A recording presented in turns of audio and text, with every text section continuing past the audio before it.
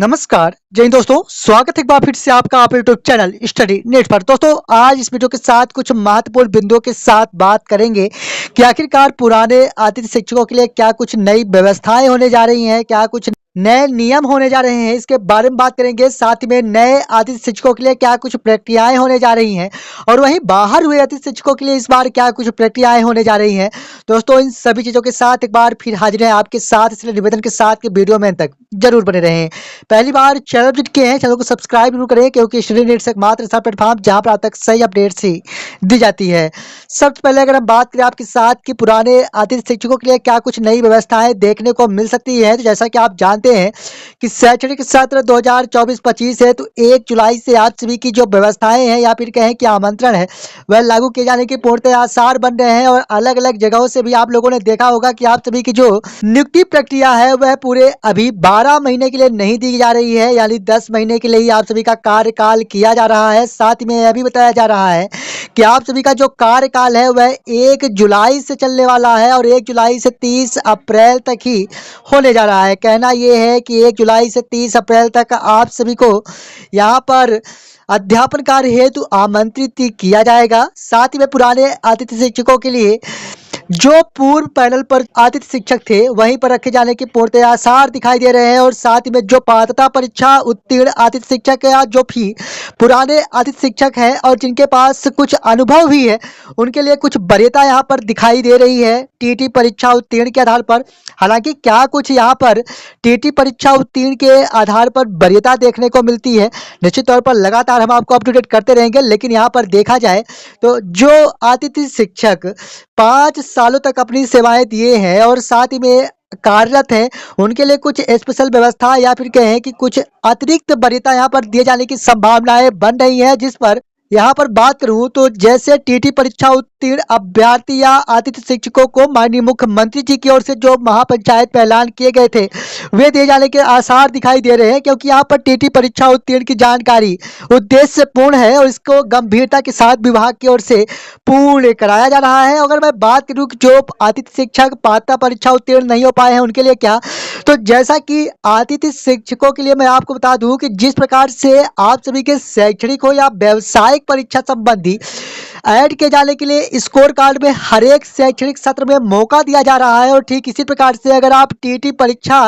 उत्तीर्ण नहीं हो पाए हैं तो आपको परेशान होने की आवश्यकता नहीं है, लेकिन टीटी परीक्षा के लिए अब आपको मेहनत करने की आवश्यकता है। और यहाँ पर मैं आपको स्पष्ट कर दूं कि अगर आप टीटी परीक्षा उत्तीर्ण नहीं है तो आप टीटी परीक्षा उत्तीर्ण करने हैं तो यहाँ पर तैयारियां प्रारंभ कर दें, क्योंकि हर एक शैक्षणिक सत्र में टीटी परीक्षा उत्तीर्ण की जानकारी फीड कराई जाएगी। और जैसे ही आप जितने भी कार्यरत या अनुभवी अतिथि शिक्षक हैं और टीटी परीक्षा उत्तीर्ण कर ले रहे हैं तो उन्हें भी आगामी समय में उसका लाभ, यानी महापंचायत में जो भी घोषणाएं किए गए थे उसका लाभ दे दिया जाएगा। यानी अगर मैं आज की स्थिति में बात करूं तो इस प्रकार की पूर्णतः संभावनाएं बन रही हैं कि जो वरीयता क्रम पर अतिथि शिक्षक टीटी परीक्षा उत्तीर्ण है उन सभी को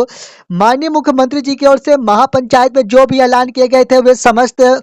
ऐलान यहां पर लागू किए जाएंगे और टीटी परीक्षा उत्तीर्ण अभ्यर्थी या अतिथि शिक्षकों को ही दिए जाएंगे। बाकी जो अतिथि शिक्षक टीटी परीक्षा उत्तीर्ण नहीं है लेकिन कार्य अनुभव रखते हैं तो उन्हें परेशान होने की आवश्यकता नहीं है। टीटी परीक्षा उत्तीर्ण की जानकारी हर एक शैक्षणिक सत्र में यहाँ पर ऐड कराई जाएगी और इसके बाद जैसे ही आप टीटी परीक्षा उत्तीर्ण कर ले रहे हैं तो उसे आप अपने स्कोर कार्ड में ऐड कराएं और ऐड कराते ही आपको भी वे समस्त लाभ दिए जाने की संभावनाएं बन रही हैं। तो कुछ इसी प्रकार की यहाँ पर स्थितियां स्पष्ट हो पा रही हैं। और यहाँ पर मैं बात करूं तो पूर्व पैनल के आधार पर भी स्थितियां अभी स्पष्ट हो पा रही है, यानी पूर्व पैनल के आधार पर ही अतिथि शिक्षकों को यहाँ पर रखे जाने के आसार दिखाई दे रहे हैं। लेकिन यहाँ पर पूर्व पैनलों में टीटी परीक्षा उत्तीर्ण अभ्यर्थियों के लिए कुछ अधिक यहाँ पर फैसिलिटी या फिर नियम दिए जाएंगे और जो कि अतिथि शिक्षक जो कि टीटी परीक्षा उत्तीर्ण के आधार पर उन्हें एक विशेष लाभ होता हुआ दिखाई दे रहा है, और जो उत्तीर्ण नहीं है उनके लिए लगातार परीक्षाएं संपन्न कराई जाएगी और जिसके आधार पर उनको लाभ दिया जाएगा। तो पूरी तरह से स्पष्ट हो पाए होंगे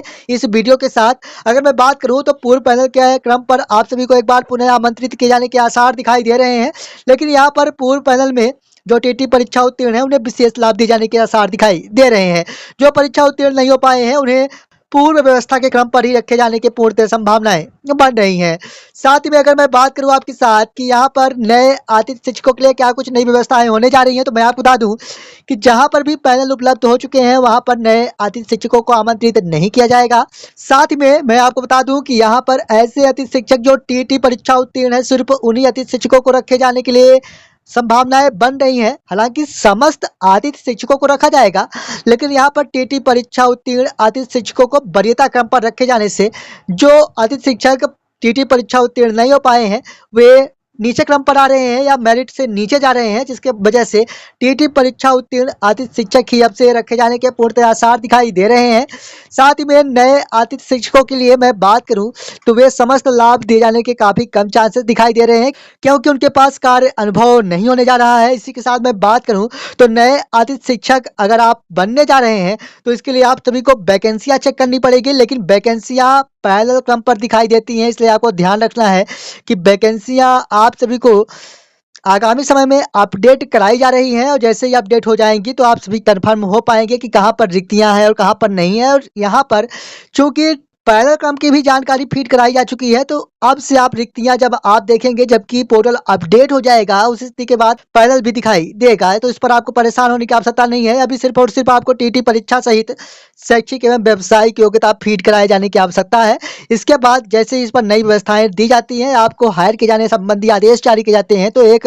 नए क्रम पर आप सभी की नियुक्ति प्रक्रिया संपन्न की जाएगी। और ध्यान रहे, अगर आप टीटी परीक्षा उत्तीर्ण है तो निश्चित तौर पर वेरीफाई करा ले। और इसी के साथ मैं बात करूं आपके साथ, तो एक स्थितियां मैं आपको और स्पष्ट कर दूं तो आप सभी के लिए जो भर्ती प्रक्रिया है नई सिरे से देखने को मिलेगी, और जिस पर आप सभी को आवेदन आमंत्रित किए जाने हेतु यहाँ पर ऑनलाइन भी आवेदन स्वीकार किए जाने संबंधी यहाँ पर आदेश जारी हो सकते हैं, लेकिन अभी इसके बारे में स्थितियां स्पष्ट नहीं हो पा रही हैं जब तक कि आप सभी का स्कोर कार्ड पूरी तरह से नए शैक्षणिक सत्र के साथ वैकेंसियां अपडेट नहीं हो जाती। लगातार हम आपको अप टू डेट करते रहेंगे, इसलिए अगर आप पहली बार चैनल विजिट किए हैं, चैनल को सब्सक्राइब जरूर करें।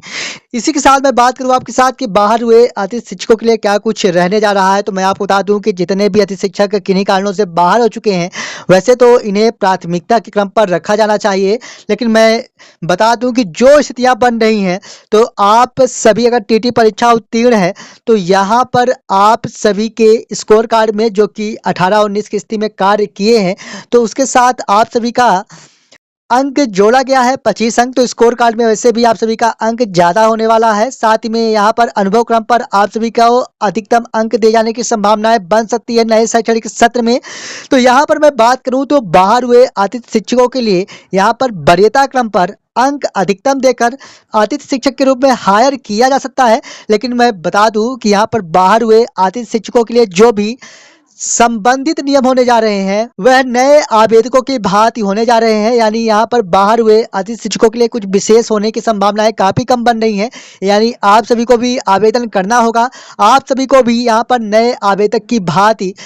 पूरी प्रक्रियाएं संपन्न करनी होगी। हालांकि इसके लिए आप सभी को जल्द ही अपडेट्स देखने को मिल जाएगी, आपसे संबंधित और सही अपडेट्स लेके आते रहेंगे। लेकिन मैं आपको बता दूं कि यहाँ पर बाहर हुए अतिथि शिक्षकों को भी उसी प्रकार से आवेदन कराया जाएगा, चाहे ऑनलाइन हो या ऑफलाइन, जिस प्रकार से नए आवेदकों से आवेदन मंगाए जाएंगे। तो इस प्रकार की स्थितियां बन रही हैं। हालांकि आप सभी को आपके स्कोर कार्ड में आपके अनुभव सहित टीटी परीक्षा या 2018-19 में जिन्होंने कार्य किया है उसके आधार पर यहाँ पर अधिक अंक होने से वरीयता मिल सकती है। कुछ इस प्रकार की स्थितियां बन रही हैं। तो आज इस वीडियो के साथ पूरे यकीन के साथ कह सकते हैं कि आप स्पष्ट हो पाए होंगे और संतुष्ट भी। लेकिन अगर आपको कोई कीमती सुझाव है तो कमेंट बॉक्स में जरूर दें, और पहली बार चैनल विजिट किए हैं चैनल को सब्सक्राइब जरूर कर लें, क्योंकि स्टडी नेट एकमात्र ऐसा प्लेटफॉर्म जहां पर आप तक सही अपडेट सही समय पर ही दी जाती है। मिलेंगे आप संबंधित एक और नई वीडियो के साथ, तब तक के लिए धन्यवाद।